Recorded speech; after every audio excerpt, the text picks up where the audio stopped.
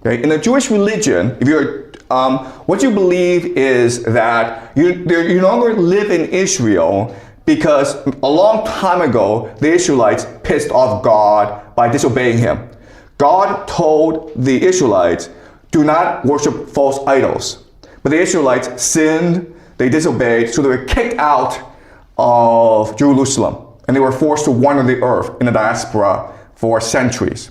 And so what they believe is that they each need to engage in an act of redemption, of humility, of submission, of piety to God if they are to redeem the whole Jewish people. Okay? And when that happens, when they recognize their own limitations, when they recognize how inferior they are to God and submit to God, then God will send the Messiah to redeem them and lead them back to Jerusalem, defeat the enemies of the Jews, bring all the Jews from the diaspora back to Jerusalem, unify the Jewish people, and then build the third temple so that God can come to earth and live with all the Jews and create heaven on earth, okay?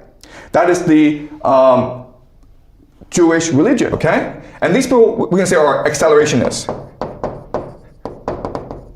And their point is that this is fine, but it's way too slow. And it dissolves us of individual responsibility. If you have faith in God, then you should want to hurry things up and force the return of God as soon as possible. And you do that by recognizing that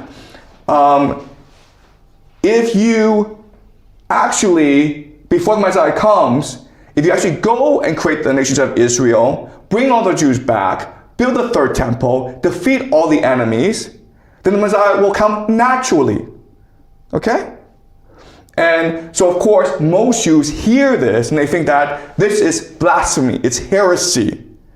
Because you are defying the will of God. You think you can manipulate God into action. That is wrong. That is the opposite of redemption. That is the worst possible sin you can make. Okay? So remember, we had a look at Rabbi Sneerson talking to Netanyahu and saying, hurry up, let's hurry up the return of the Messiah. Okay? He is in charge of Shabbat Lubavitch, which again is an extreme eschatology. But again, because they are so extreme, they're willing to work as hard as possible to achieve their vision, and therefore they are forcing the Jewish mainstream in a certain direction.